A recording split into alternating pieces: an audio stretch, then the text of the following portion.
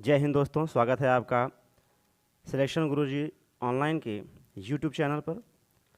आज हम लोग हिंदी के 20 महत्वपूर्ण प्रश्न जो कि उत्तर प्रदेश पुलिस और उत्तर प्रदेश आयोग के सभी परीक्षाओं में लगातार पूछे जाते रहे हैं, उन सभी महत्वपूर्ण क्वेश्चंस के बारे में डिस्कस करेंगे। तो शुरू करते हैं। आज का पहला प्रश्न, शुद्ध वाक्य को पहचानिए। श्री कृष्ण के कई नाम हैं, श्री कृष्ण के विभिन्न नाम हैं, श्री कृष्ण के अनेक नाम हैं, श्री कृष्ण के विविध नाम हैं। तो आपने कहा सही उत्तर बताइए। देखिए, श्री कृष्ण के जो अनेक नाम हैं वो बिल्कुल सही हो जाएगा, क्योंकि नाम अनेक होते हैं, विभिन्न, कई या फिर विविध नहीं होते हैं। तो श्री कृष्ण के अनेक नाम हैं। यहीं पे एक प्रश्न पूछा आता है, श्री कृष्ण के अनेकों नाम हैं, आपको दे देगा श्री कृष्ण के अनेकों नाम हैं। तो आपने कहा अनेकों बिल्कुल गलत शब्द है। क्यों? क्योंकि अनेक अपने आप में बहुवचन है, और जब बहुवचन है तो बहुवचन का बहुवचन नहीं बनाया जाता है, इसलिए अनेकों गलत होगा। यहाँ कहेंगे श्री कृष्ण के अनेक नाम है, बिल्कुल सही जवाब हो जाएगा। अगले प्रश्न में कह रहे हैं, खड़ी बोली हिंदी का अन्य सही नाम क्या है? खड़ी बोली हिंदी का अन्य सही नाम क्या है? कहने का तात्पर्य है कि खड़ी बोली को और किस नाम से जानते हैं। ध्यान समझिएगा, खड़ी बोली को कौरवी बोली भी बोलते हैं। क्या बोलते हैं? कौरवी। अब आप ये जान लीजिए, खड़ी बोली जो है वो किस हिंदी के अंतर्गत आता है? तो आप कहेंगे कि पश्चिमी हिंदी जो होती है, पश्चिमी हिंदी जो कि सौरसेनी अपभ्रंश से निकली हुई है, सौरसेनी अपभ्रंश पश्चिमी हिंदी निकली हुई है, वो पश्चिमी हिंदी के अंतर्गत ही आता है कौरवी, इसी को बोलते हैं खड़ी बोली। अब पश्चिमी हिंदी के अंतर्गत और भी बोलियां आती हैं, जैसे व्रजभाषा, हरियाणवी, बांगरू, कन्नौजी, बुंदेलखंडी। ये सारी की सारी बोलियां किसके अंतर्गत आती हैं? पश्चिमी हिंदी के अंतर्गत आती हैं, जो कि सौरसेनी अपभ्रंश का हिस्सा है।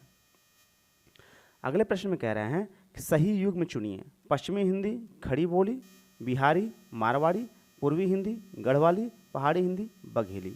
आपने कहा सही जो है वो पश्चिमी हिंदी, अभी अभी आपको हमने बताया कि खड़ी बोली, कौरवी दोनों को एक ही बोलते हैं, हरियाणवी, बांगरू, व्रजभाषा, बुंदेली, कन्नौजी, ये व्रजभाषा, ये सारे के सारे कहाँ हैं? पश्चिमी हिंदी के पार्ट होते हैं। तो पहला नंबर ऑप्शन सही हो जाएगा।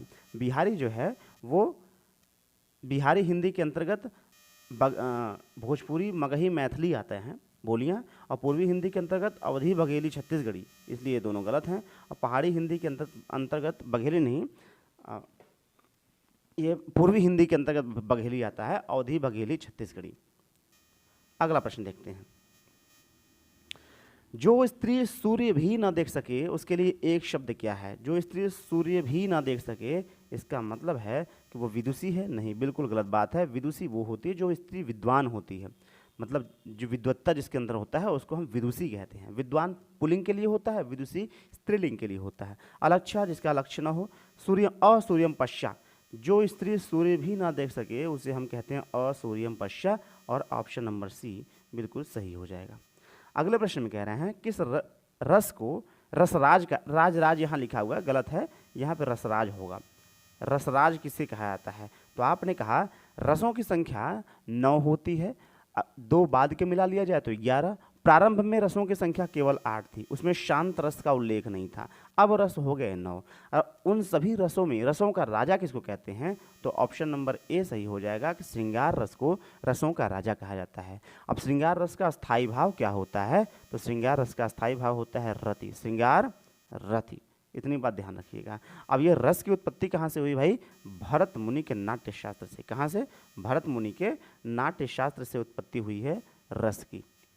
अगले प्रश्न में कह रहे हैं, तरण, तनुजा, तट, तमाल, तरुवर, बहुछाये में कौन सा अलंकार है? बचपन से कक्षा 10वीं से 8वीं से लगातार पढ़ते आ रहे हैं, जहां एक ही वर्ण की आवृत्ति बार बार हो जाता है वहां पे अनुप्रास अलंकार हो जाता है। कौन सा अलंकार हो जाता है? अनुप्रास अलंकार हो जाता है, जो कि शब्दालंकार का भेद होता है। अलंकार 2 प्रकार के होते हैं, शब्दालंकार, अर्थालंकार, कहीं कहीं उभयालंकार भी देखने को मिलता है। अगला प्रश्न, रहीमन पानी राखिए, बिन पानी सब सून, पानी गए न उबरे, मोती मानुष चून। प्रस्तुत पंक्तियों में कौन सा छंद है? आपने कहा भाई जब हम इसको गिनेंगे, रहीमन पानी राखिए, बिन पानी सब सून, तो पहले चरण में 13, दूसरे में 11, पहले में 13, दूसरे में 11 अक्षर मिलते हैं, मात्राएं मिलती हैं। तो जब 13 11 मात्राएं, 13 11 और 13 11 मात्राएं जब हमको देखने को मिलती हैं, तो यहाँ पे होता है दोहा। ठीक उसके उल्टा यदि 11 13 11 13 मिले तो इसको हम सोरठा कहते हैं। क्या कहते हैं? सोरठा कहते हैं। ठीक है। अच्छा, ये तो प्रश्न हो गया छंद का, लेकिन यहीं पे अलंकार से प्रश्न आपसे पूछते हैं। यही सेम उदाहरण, रहीमन पानी राखिए बिन पानी सब सून, पानी गए न उबरे मोती माने चून। ये जो अलंकार होता है एकदम रट लीजिए, बार बार परीक्षा में, लगातार परीक्षा में पूछा जाता है। और कहते हैं रहीमन पानी राखिए बिन पानी सब सून, पानी गए न उबरे मोती मानुष चून। यहाँ पे श्लेष अलंकार का भेद दर्शाया जाता है। अगले प्रश्न में कह रहे हैं हिंदी की विशिष्ट बोली व्रजभाषा। अभी हमने आपको बताया ब्रजभाषा पश्चिमी हिंदी की बोली है, उसको किस रूप में सबसे अधिक ये जो है प्रसिद्ध है। तो जो व्रजभाषा है, व्रजभाषा जो है वो काव्य भाषा के रूप में सबसे ज़्यादा प्रसिद्ध है। सबसे ज़्यादा काव्य इसमें लिखे जाते हैं, तो आप कहते हैं काव्य भाषा के रूप में प्रसिद्ध है। अगले प्रश्न में कह रहे हैं खड़ी बोली के प्रथम महाकाव्य का नाम बताएं। खड़ी बोली के अंतर्गत, खड़ी बोली जो कि पश्चिमी हिंदी का पार्ट है, प्रथम महाकाव्य कौन सा है? तो वो है साकेत, प्रिय प्रवास, कामायनी, लोकायतन। आपने कहा बिल्कुल सही जवाब होगा ऑप्शन नंबर बी, प्रिय प्रवास, जो कि अयोध्या सिंह उपाध्याय हरिऔध जी के द्वारा इसका जो है लिखा गया है। और प्रिय प्रवास खड़ी बोली का प्रथम महाकाव्य, तो अगर अयोध्या सिंह उपाध्याय हरिऔध जी ने इसको लिखा तो अयोध्या सिंह उपाध्याय जी खड़ी बोली के प्रथम महाकवि भी जाने जाते हैं। इस बात को भी ध्यान रखिएगा। अगले प्रश्न में कह रहे हैं गागर में सागर भरने का कार्य किस कवि ने किया है? देखिए, एक कवि है बिहारी जी। बिहारी जी ने अपने दोहों में, छोटे छोटे दोहों में उन्होंने बहुत बड़े बड़े अर्थ को समायोजित करने का काम किया है। तो आप कहते हैं कि बिहारी जी जो है वो गागर में सागर भरने का काम करते हैं, और ऑप्शन नंबर ए इसका क्या हो जाएगा? सही हो जाएगा। अगले प्रश्न में कह रहे हैं पुल्लिंग परिवर्तन का सही विकल्प चुनिए। मतलब एक तरफ आपका जो है कि इधर इस साइड जो है इधर स्त्रीलिंग है और इधर पुल्लिंग है, तो आपको सही पुल्लिंग और स्त्रीलिंग और पुल्लिंग का जोड़ा आपको खोजना है। देखिए, कवयित्री बिल्कुल सही है, लेकिन कवि होना चाहिए, यानी छोटी की मात्रा, बड़ी की मात्रा दे दिया, गलत हो गया। रानी का राजा होता है, राज नहीं होता है। ठकुराइन का ठाकुर होता है, ठकुर नहीं होता है, तो ये भी गलत हो जाएगा। साम्राज्ञी और साम्राज्ञी जो है कि स्त्रीलिंग होता है, सम्राट पुल्लिंग होता है, तो ऑप्शन नंबर ए सही हो जाएगा।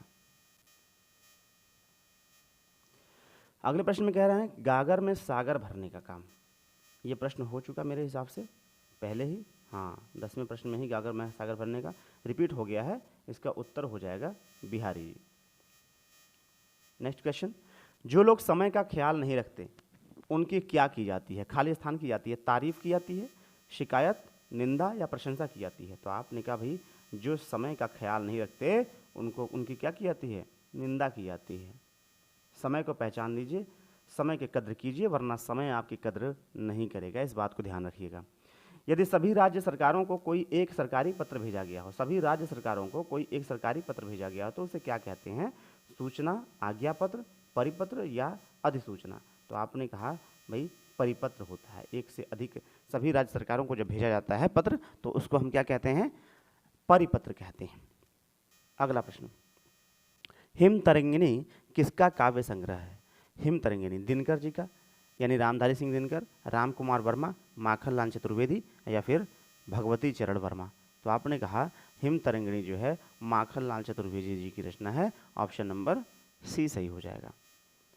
अगला प्रश्न, अतिवृष्टि का विलोम दिए गए विकल्पों में से कौन सा सही है?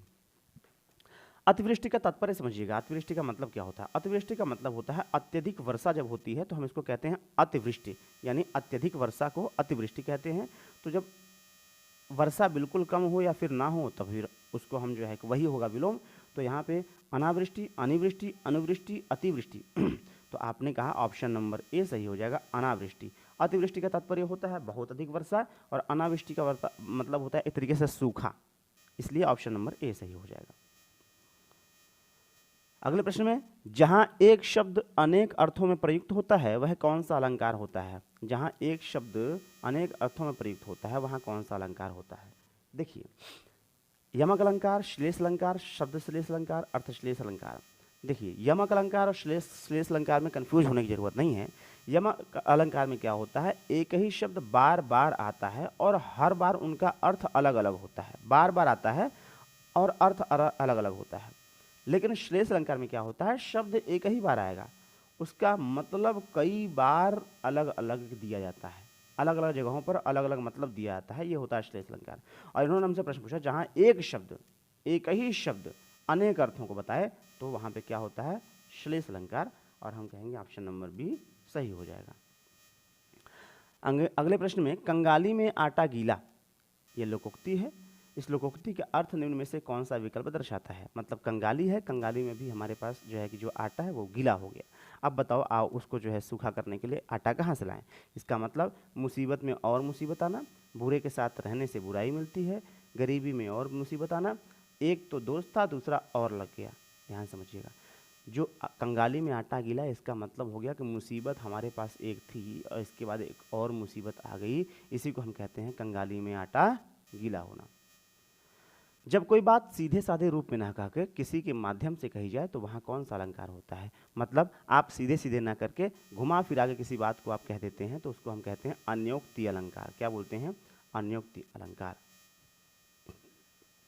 अगले प्रश्न में, माँ ने पिताजी से सामान मंगवाया, वहाँ क्रिया का कौन सा रूप है। देखिए, क्रिया का रूप क्या होता है, जैसे आपने कहा देना, देना का एक रूप है दिलाना, एक और रूप है दिलवाना। तो हम क्या कहते हैं, ये क्रिया का रूप हो गया। इसमें जो है कि दे धातु है, धातु के बाद ना प्रत्यय लगाकर देना क्रिया बना दिया गया। और दिलाना जो है ना वो प्रेरणार्थक क्रिया हो जाता है, प्रथम प्रेरणार्थक क्रिया। दिलवाना द्वितीय प्रेरणार्थक क्रिया। वैसे ही मंगवाना, मंगाना, मंगवाना, तो आपने कहा प्रेरणार्थक क्रिया हो जाएगा। ऑप्शन नंबर क्या हो जाएगा, डी सही हो जाएगा। इस प्रकार से आज के सेशन का हम लोगों ने सारे प्रश्न भली भांति कंप्लीट कर लिए हैं। अगर आपको वीडियो पसंद आता है तो वीडियो को लाइक ज़रूर कीजिएगा, दोस्तों के साथ शेयर कीजिएगा। कोई समस्या, कोई प्रॉब्लम, कोई डाउट अगर मन में होता है तो कमेंट बॉक्स में कमेंट कीजिएगा। चैनल पर नए हैं तो चैनल को सब्सक्राइब कर लीजिए। वीडियो को अंत तक देखने के लिए बहुत बहुत धन्यवाद। जय हिंद, जय भारत।